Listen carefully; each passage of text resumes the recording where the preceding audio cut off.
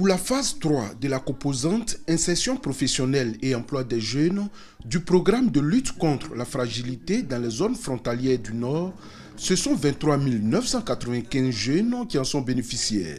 D'un coût global de 11,1 milliards de francs CFA, ce programme met un accent particulier sur les localités proches des frontières et sur le développement de projets structurants dans les domaines de l'agriculture, de l'élevage et de la transformation de produits. Le gouvernement déploie d'importants efforts pour soutenir les initiatives de développement et réduire la pauvreté. Face aux menaces terroristes, il est essentiel de ne pas céder aux promesses trompeuses de ceux qui cherchent à déstabiliser notre société. Agissez en citoyen responsable en signalant aux forces de sécurité tout comportement qui pourrait mettre en danger la paix et la cohésion sociale. À cette cérémonie, 400 jeunes ayant participé à une formation sur les travaux à haute intensité de main-d'œuvre TIMO ont reçu les attestations de fin de formation.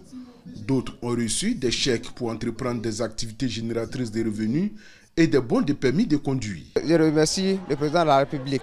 300 000 que j'ai reçus là, ça peut m'aider à faire beaucoup de choses. Le programme des Nations Unies pour le développement PNUD se tient aux côtés de la Côte d'Ivoire. À cette cérémonie, plusieurs dons en équipement informatique et de mobilier ont été faits aux régions impactées. Nous sommes déterminés à continuer notre collaboration et à explorer ensemble toutes les opportunités pour l'emploi des jeunes, la paix et le développement durable pour cette région et toute la Côte d'Ivoire. La ministre de l'économie, du plan et du développement a indiqué aux populations que ce programme témoigne de l'engagement du gouvernement à intensifier ses initiatives de développement en vue d'améliorer leur bien-être. Avec ces interventions, le gouvernement fait de la lutte contre le terrorisme et l'extrémisme violent une de ses priorités les plus importantes. Les bénéficiaires de ce programme sont les jeunes et femmes issus des régions du Bunkani, du Kelogo, de la Bagoué, du Folon, du Poro et du Kabadougou.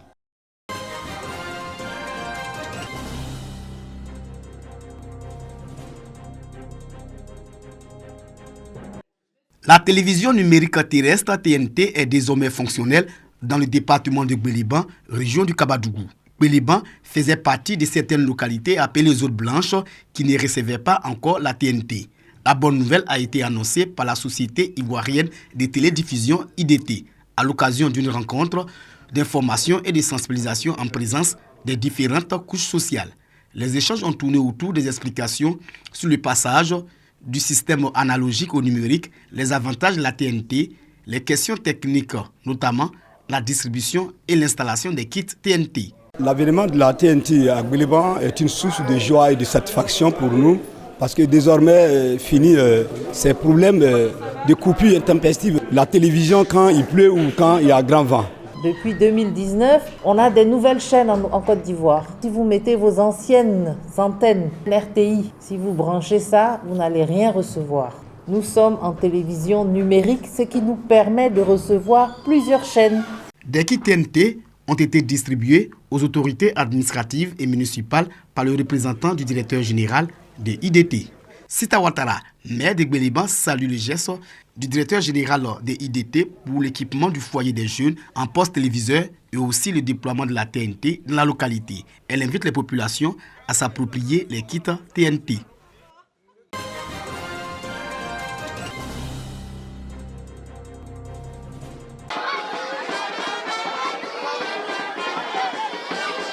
L'ONG Lifeshine offre des tables-bancs, des fournitures scolaires, des tables à manger et des chaises à 2 établissements publics du préscolaire et du scolaire de la commune d'Azaguié. Cette année, nous avons décidé de venir dans la commune d'Azaguié pour pouvoir distribuer des kits aux personnes qui sont plus dans le besoin. Aujourd'hui, je vois qu'on a reçu des chaises, des tables pour leur permettre de bien s'asseoir et de bien apprendre. Je leur dis merci pour tout ce qu'ils ont fait pour nous. Cela nous va droit au cœur. Le coût global de ce don est de 3 500 000 francs CFA. L'organisation non gouvernementale a bénéficié du parrainage de Frédéric Kwameyao, président de la cellule de réflexion et d'éveil de conscience de la jeunesse d'Azaguié, et du soutien de Touré Yakouba, 2e adjoint au maire d'Agboville. À la maison, il faut écouter papa et puis maman. Vous avez compris? Parce que pour être un futur tonton Frédé, pour être un futur ministre, pour être un futur député, il faut toujours écouter les parents. Parce que vous voyez aujourd'hui, tonton Frédé, il a toujours respecté sa maman, elle a prié pour lui. Et aujourd'hui, il arrive à vous donner des cadeaux. Le partage, c'est l'essentiel. Donc, il était important pour moi de participer à ça. Et je l'ai fait avec joie. Tous les enfants qui ont reçu, les enfants orphelins et démunis, et dont les parents sont en difficulté. Fondée en 2021, l'ONG fait du social en apportant son soutien aux veuves et orphelins.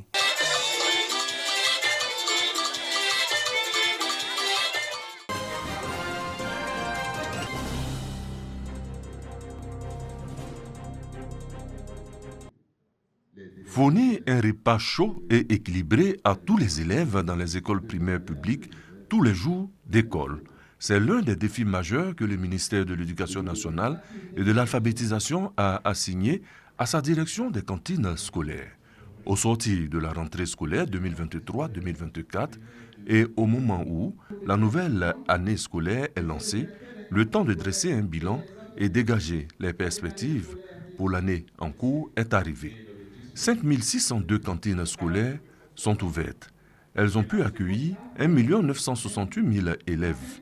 Environ 32 millions de repas servis entre 70 et 120 jours. La vision nouvelle est de prendre en charge toute la population d'élèves des écoles primaires publiques de Côte d'Ivoire, estimée à 3 millions. Nous avons identifié les forces et faiblesses du programme et nous avons pu identifier une stratégie novatrice qui puisse permettre de réaliser l'atteinte assignée aux cantines scolaires. Et nous avons invité à impliquer toutes les composantes de la communauté dans les différentes régions, de sorte que les enfants ne manquent pas de nourriture. D'autres recommandations relatives avec le bon fonctionnement des cantines scolaires ont été faites au sortir de cette rencontre.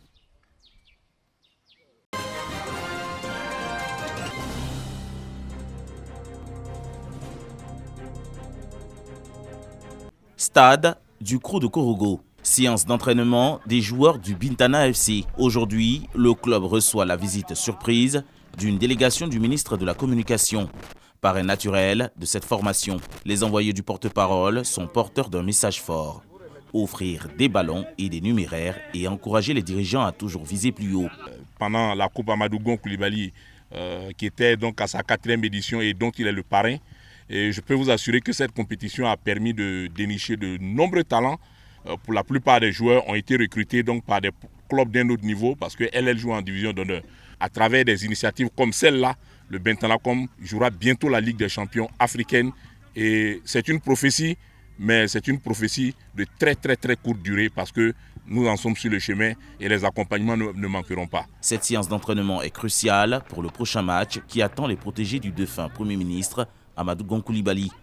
Le président du club est sur place et il s'engage à mériter la confiance du donateur. Je vous le promets, le Bentana va jouer la Ligue des champions.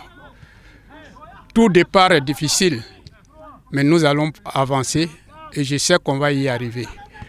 Je pense que le ministre a des mots forts pour nous et nous allons faire passer ce message-là au niveau de la jeunesse. Et je pense que les prochaines fois, vous allez voir une autre équipe du Bentana. Le Bintana FC de Korogo dispose d'une école de formation qui allie sport et études. Son rêve pour cette saison, la montée en Ligue 2.